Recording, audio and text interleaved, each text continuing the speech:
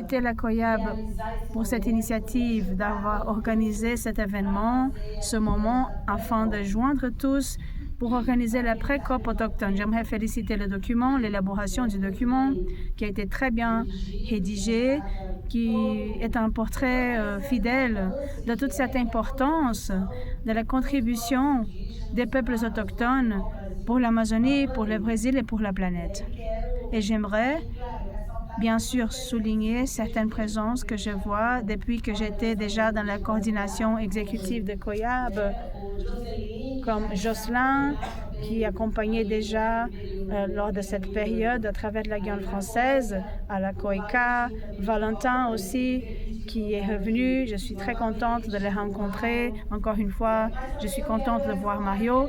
Et j'aimerais souligner aussi, comme je suis réjouie de voir Chico Apurina, et qui m'a beaucoup accueilli en me fournissant plusieurs orientations.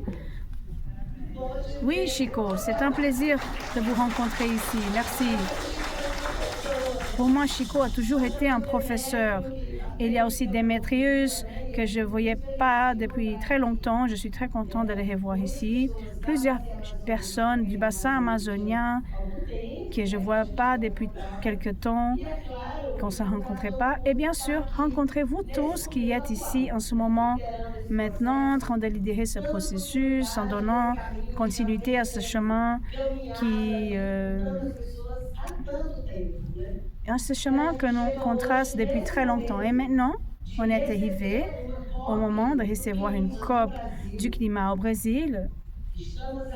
Et nous sommes déjà dans la 30e édition de la COP, de la conférence des climats, cette conférence mondiale qui vise à discuter les mesures qui visent à contenir les changements climatiques. Et on constate déjà que malgré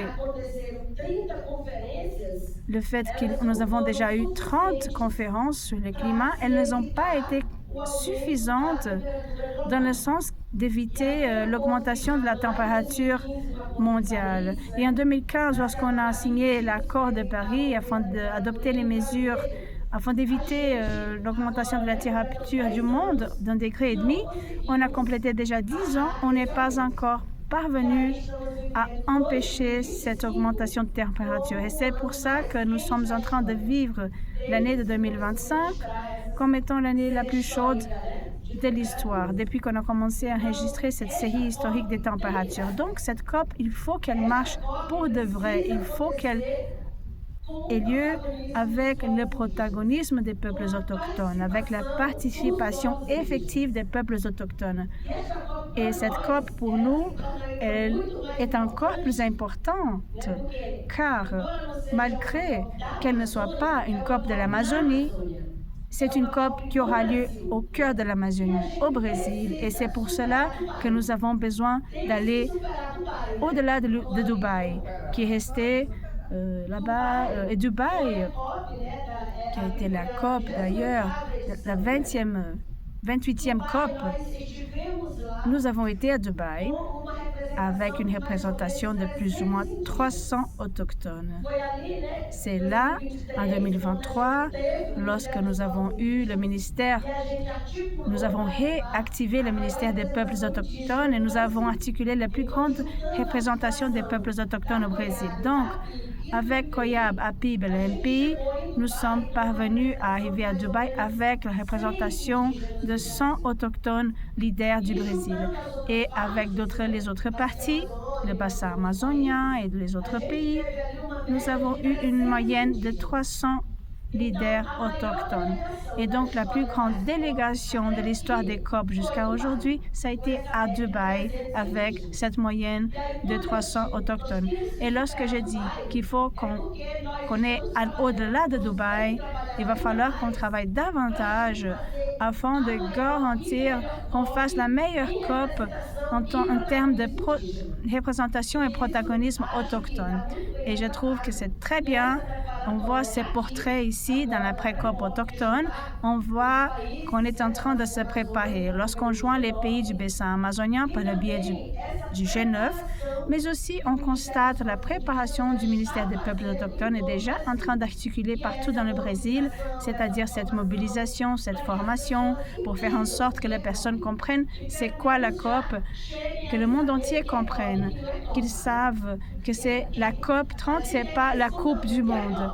Et donc, tout le monde mélange le mot COP avec la Coupe du Monde. Mais non, c'est complètement différent. Donc, cet élément, le fait qu'on soit en train d'orienter, guider, expliquer c'est quoi la COP, les structures de la COP, comment s'inscrire, comment y participer, quels sont les espaces qui seront présents dans la COP, comment ferais-je si je n'ai pas de passeport pour la zone bleue, quels sont les autres espaces auxquels j'ai accès. Donc, cette participation autochtone, et là, on a vraiment le visage, on veut que le visage autochtone, les visages soient présents. Donc, nous avons plusieurs défis devant nous, mais nous avons besoin d'accélérer cette articulation, cette organisation, chercher nos financeurs, ceux qui ont toujours été avec nous, afin d'augmenter davantage, de plus en plus, notre présence, car ce n'est pas ça coûte cher pour rester à Belém lors de cette période. Ça coûte cher pour se loger à Belém lors de la COP. C'est difficile et c'est de là l'importance d'organiser notre importance, d'organiser et d'avoir accès à nos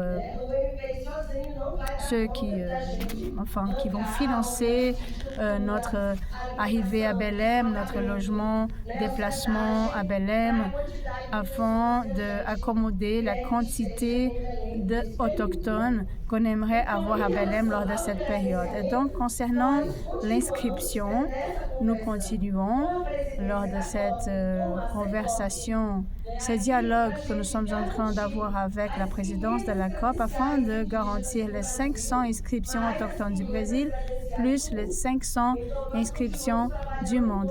Et donc, nous sommes en train de travailler avec cet estimé d'avoir la représentation de 1000 autochtones, 500 du Brésil et 500 autochtones d'ailleurs dans le monde, afin d'être encore plus expressif en tant que mouvement.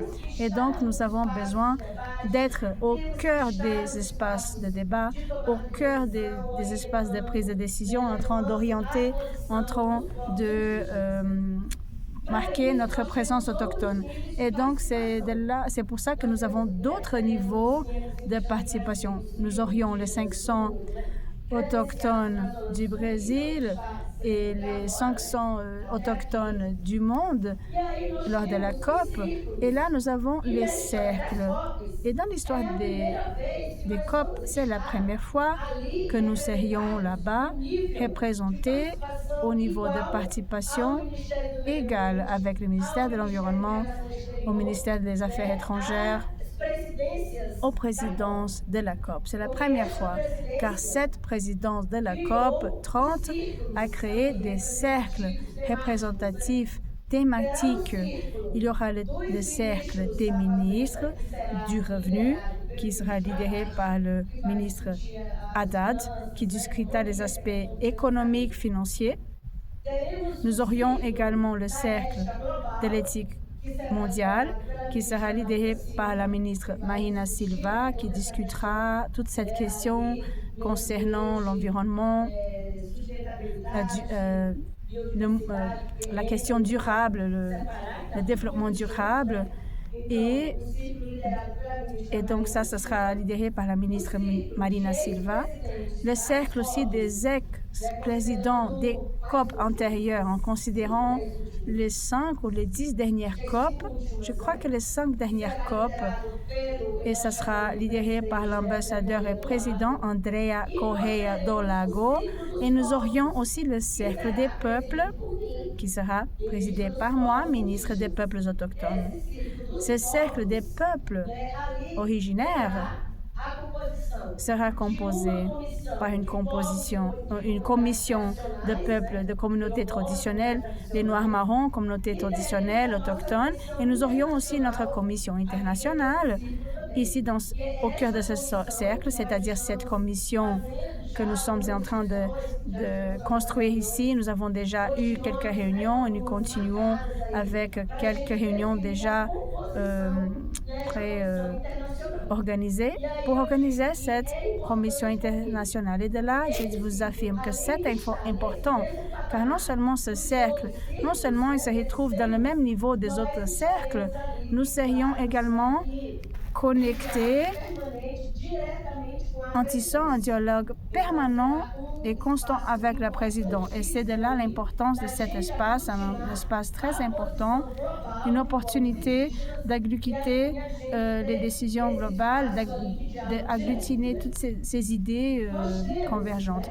Et donc, nous avons, à part le cercle de la zone bleue, où nous serions déjà avec cette articulation avec la présidence pour qu'on puisse avoir des autochtones dans toutes les tables officielles, nous aurions la participation des autochtones qui participent à des formations depuis l'année dernière.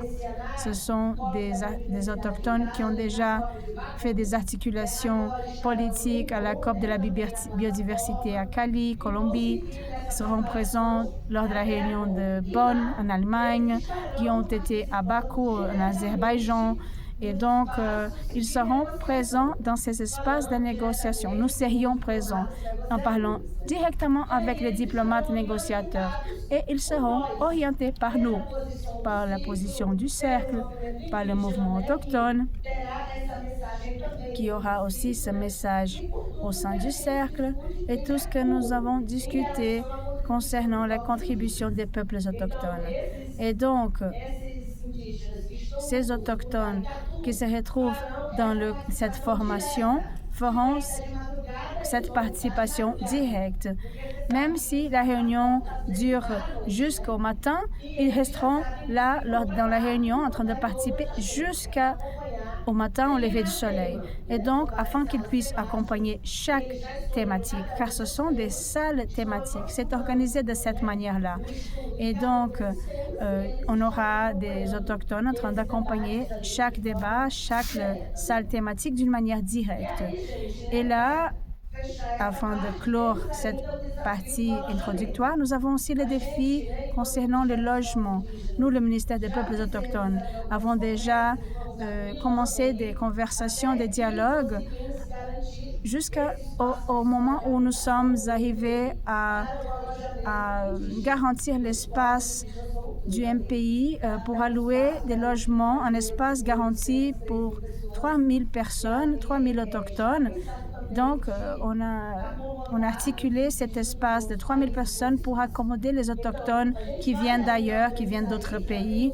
Et donc, nous avons déjà des négociations qui ont été entreprises avec de l'Université fédérale du Para. Donc, on aura des logements à l'Université fédérale du Paya. On est déjà en train d'articuler un support financier de l'Université fédérale du Para pour garantir les renouvellements, les réformes de l'Université fédérale du Para afin de bien pouvoir accommoder les peuples autochtones qui seront là lors de la COP 30. Et donc, nous sommes ici en train d'avoir ce dialogue direct avec le ministère de l'Environnement, le ministère des Relations extérieures, représenté par Louisa. Et nous sommes en train donc d'avoir ce dialogue permanent avec le ministère des Affaires étrangères brésilien pour qu'on puisse effectivement avoir cette garantie et la compréhension, fournir la compréhension de quoi il s'agit, cette démarcation des peuples autochtones qui vise à mitiguer le climat.